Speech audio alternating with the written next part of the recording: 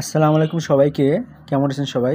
আজকে আমি আপনাদের সাথে আলফাবেতো ইতালিয়ানো মানে ইতালিয়ান বর্ণমালাগুলোর সম্পর্কে জানাবো এবং কিভাবে তা উচ্চারিত হয়।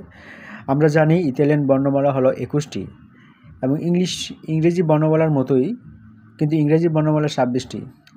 তো চলুন দেখি ইতালিয়ান বর্ণমালাগুলো উচ্চারণ কিভাবে হয়। প্রথমে দেখুন আ, এটা ইংলিশে এ কিন্তু ইতালিয়ান বর্ণমালা হবে আ। তারপরটা দেখুন বি, বি ইংলিশে বি এর মতোই অনেকটা। চি অনেকটা ইংলিশে সি, কিন্তু ইতালিয়ান বর্ণমালায় হবে চি।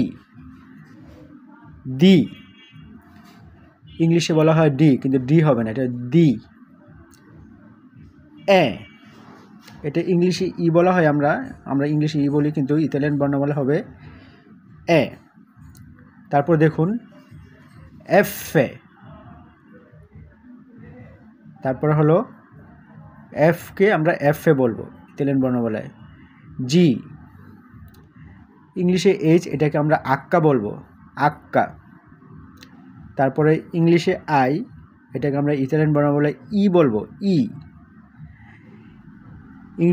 ইংরেজিতে আমরা এল বলি, এটাকে ইতালিয়ান বর্ণমালায় আমরা এললে, এললে।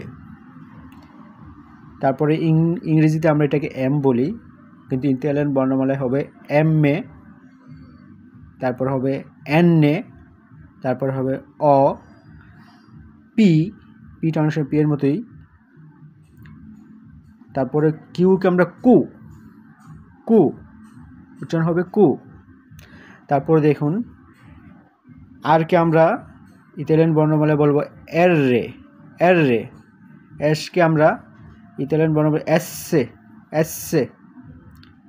টিকে আমরা তি, তি উচ্চারণ করব। ইউকে আমরা ও, ও উচ্চারণ করব। এটাকে আমরা বি বলি ইংরেজিতে, কিন্তু এটা হবে বো, বো, বো।